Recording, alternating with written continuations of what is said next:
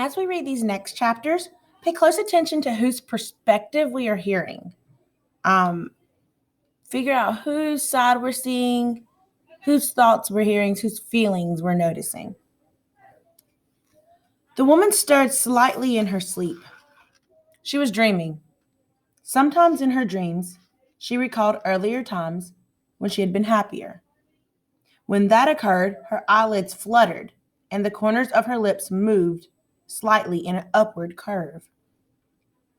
Sometimes the creaking walls of the old house disturbed her sleep, or a shutter that came loose in the wind startled her briefly awake. A few nights before, a bat had found its way into the room, making squeaking sounds as it swooped through the dark. Sometimes a mouse scampered across the floor, usually in the fall when outdoor creatures sought warmth. Occasionally, she thought that she should get a cat. Women her age often kept cats as company. One thing you probably noticed is that we now hear, it's still third point of view, but we now hear the woman's feelings and thoughts. Earlier, we heard littlest one and fastidious one talking about this experience about the bat and how the woman awakes in her sleep.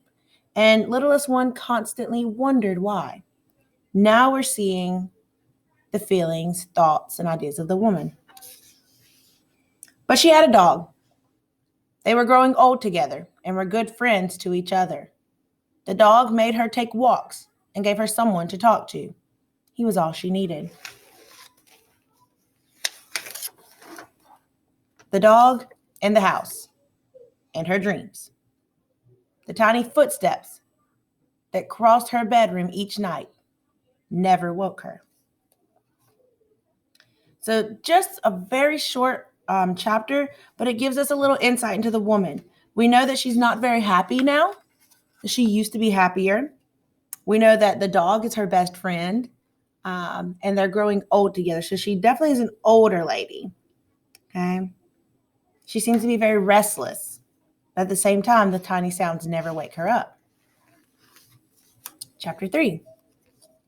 She talks constantly, asks questions, is much too curious. Fastidious sniffed imperiously and listed her complaints. What sort of questions does she ask? They were back inside their place now, the gathering place of the dream givers, the place they called the heap. Littlest, exhausted, had curled into her own special corner and was asleep, but the bigger ones were meeting. Most ancient was concerned about littlest one. All the usual, Fastidious replied irritably to his question.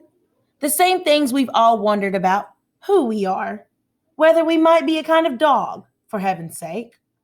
She asked that question tonight. I should never have let her see that book about dogs. But it was on the woman's coffee table. It needed touching, and she was with me.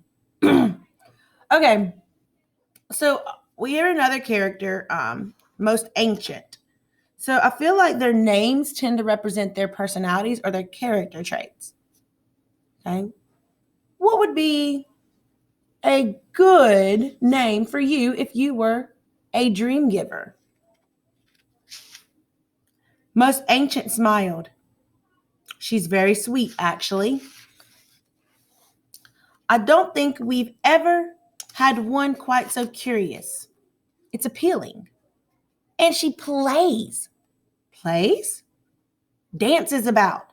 And well, as an example, I'd been teaching her about the delicacy of touching. Next thing I knew, she was chanting something under her breath. And when I asked her what on earth she was mumbling about, she said she'd created a tongue twister out of my instructions. A tongue twister? What was it?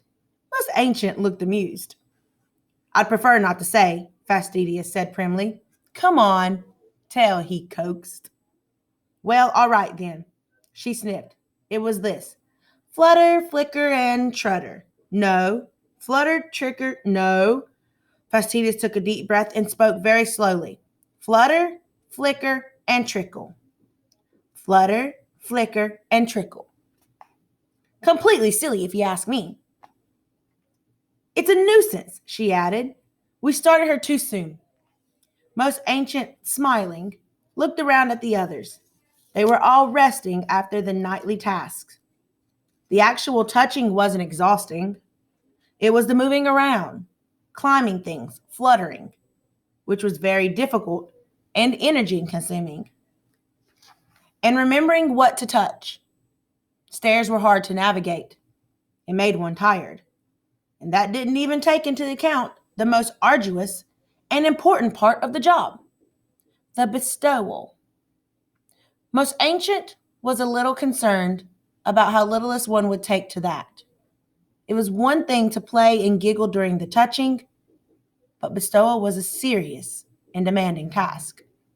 Perhaps Fastidious was correct, and littlest wasn't up to it yet. Thinking about the importance and what we're already learning about what the dream givers do, what do you think a bestowal means? Okay? To bestow means to give someone something. So what do you think it means for a dream giver to do the bestowal? Others? Opinions? Any of you? Okay, wait a minute. Before we go on, we need to notice these little symbols. I've seen it a couple times. I think that that's showing us a change of time or change of day. So maybe this is, they decided to nap, and maybe this is when everyone woke, since everyone was sleeping in the heap. Okay. One of the others yawned. She'll be fine. I think she's cute, actually. Just keep an eye on her. We were all curious like that once. Maybe not quite as talkative. Most Ancient smiled. Yes, that's true. Most of us were. I know I was. Do you think you can bear with it a while longer, Fastidious, until she settles down a bit? Fastidious sighed. I suppose so, but I could switch you with someone else. Is there anyone who'd be willing to trade places? He looked around. Thin Elderly raised his hand. I'd rather have that house, as a matter of fact. My assigned house is very spare, very minimalist. Not much to touch. It makes a dull night. Most Ancient peered at him. Have you ever supervised? No, but I think I'd do a good job. I like little ones. And you? Most Ancient turned to the one who had raised the problem. How would you feel about switching? Fastidious shrugged. I'd be happy to have a dull night. Does the other house have stairs? Then Elderly said no. Modern house, no stairs. Let's do it then. I have increasing trouble on the stairs. Done. Most Ancient made a note in his book. Anything else? He looked around, but most of them were asleep now. They lay sprawled in the heap, cuddled against each other. One snored slightly. One was murmuring, flutter, flicker. Well then, he went on, and tucked the book away. He yawned. Another night's work well done, all of you. Sweet dreams, he added with a chuckle. It was his favorite joke. Why do you think this joke was humorous to Ancient One? Sweet dreams.